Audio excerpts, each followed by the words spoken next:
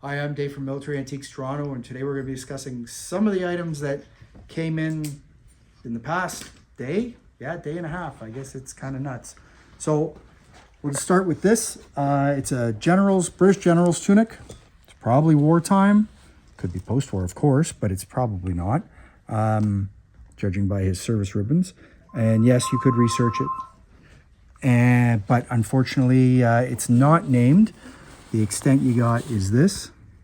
Unfortunately, that's all I can tell you. This was my friend Fred's tunic from his collection. He unfortunately passed away, and I ended up with it. I sold it and just got it back in trade for something else. So here's a hat that came with it. I believe this came with it. It is what it is. It's a nice hat, actually. On top of that, we got in some mugs. So this one here, it's hard to see, but it's Royal Canadian Engineers, and it's to a light colonel on leaving and going over to higher formation, dated 42, 1st Canadian Corps troops. His name's Smith. So that I just picked up. It's silvered. So it says Regent plate on Goldsmith and Silversmiths Company in London. I'm sure it's plate. It's not sterling, unfortunately. Oh, look, and on the other side is the battalion nominal roll for all the officers. So that's kind of neat. And attached officers in their unit. So that's kind of cool. So we got that. And then, oh, look, there's a price tag in here. We'll take that out. Then we have another Stein Air Force flying officer. It's hard to read. It's post-war. Sea Island, BC. So that's kind of neat. Something different. It's not tremendous, but it's different. So then we got 2 Steins there. Another one. This is neat. 4th Field Squadron, Korea, 1953. Royal Canadian Engineers. That's cool. I don't think it says anything. No, and it doesn't have the glass bottom like they normally do. But that's cool. It's a pewter tankard. Something different. And here's another one. This is to May 1956. Flying officer, RCAF station, Toronto. Glass bottom, pewter Stein. So, you know, it's not tremendous, but it is what it is. It's just more stock. Then I got these back because the guy wanted something else I had. So that's a Baden Orders Renegade Lion right there. Iron Cross 2nd class.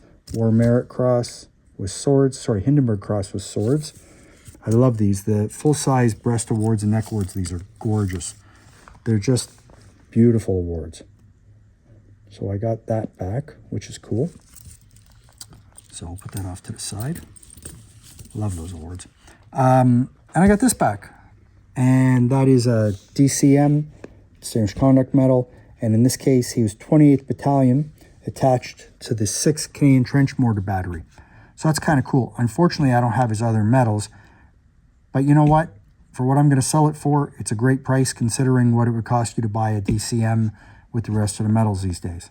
Because, you know, a battalion one's $4,500. You get that for, I think I have it out for $2,000. And it would cost you $4,500 if the rest of the medals were there, and it would be sold. So that's another cool item, which this is already up on the website because I still had it in the back end, but these I'm going to have to rephoto. Then I got some regimental histories in. Kind of neat because that's the Chaudières. Now, it's all in French, so it doesn't help me, unfortunately. But it's good because it has the name of all the people in the unit and casualties, etc.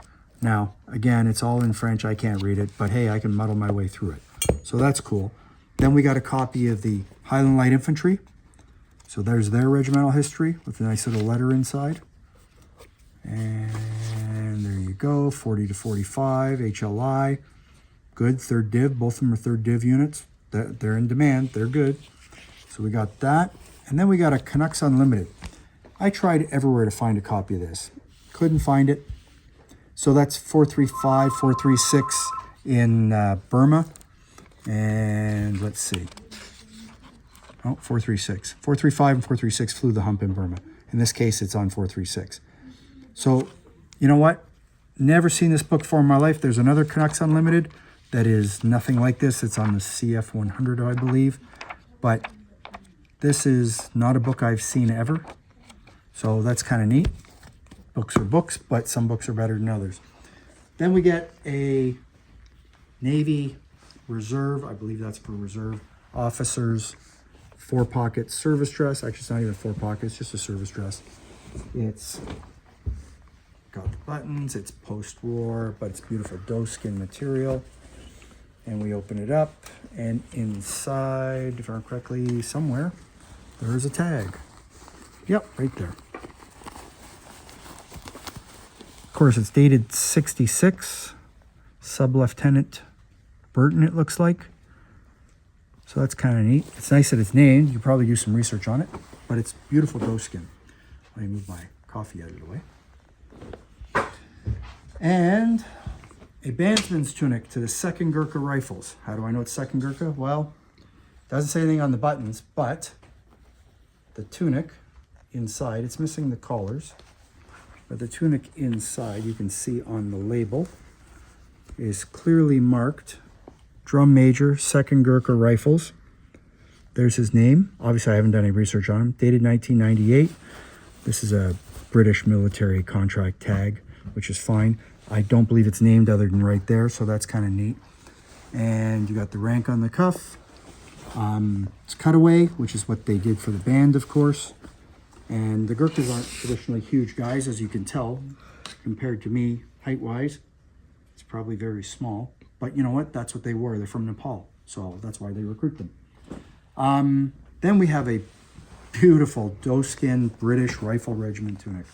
This one is just stupendous. It's named right here, dated 1928. I'm not even going to try and massacre that. It says Esquire, I'll give you that much. But it is dated 1928. And, well, or 17. Well, you know what? I'm going to say 28. I'm going to say 28. But it's nice because it's got, look at that. It's gorgeous. That would be great on a mannequin. Nice regiment, nice rifle regiment facings in red. Typical black and green. Just a beautiful tunic. Very nice. And if you look at the back, you can see the lace. So you see the lace on the front to do it up. And then you see on the back. Like that's beautiful. Hey, girlfriend would look good in this, I think. I think that's good. And then, last but not least, we have a Seabrode Aero 1943 dated Petrol tin. So, obviously it says Petrol. Anybody can read. You can see that clearly it says Petrol. On the bottom, it says GSW for General Steelworks 43. And then, on the other side, it says Petrol. But most importantly, right there, Seabrode Aero 1943. Still has the cap. These are the smaller cans instead of the huge jerry cans you normally find that are post-war or after the war. These are what the British and the Canadians used, is these small little cans. Usually there's a pin through here so that you don't lose it when you're taking it off. But this one doesn't have it, but you know, what do you expect for something like this? So, that's some of my finds for this week. Well, actually, really the past 24 hours. So, follow me on YouTube, Facebook, or Instagram. Check out the website. Some of these things are already listed. Some are going to be listed, well, tomorrow, hopefully, if we can get to it.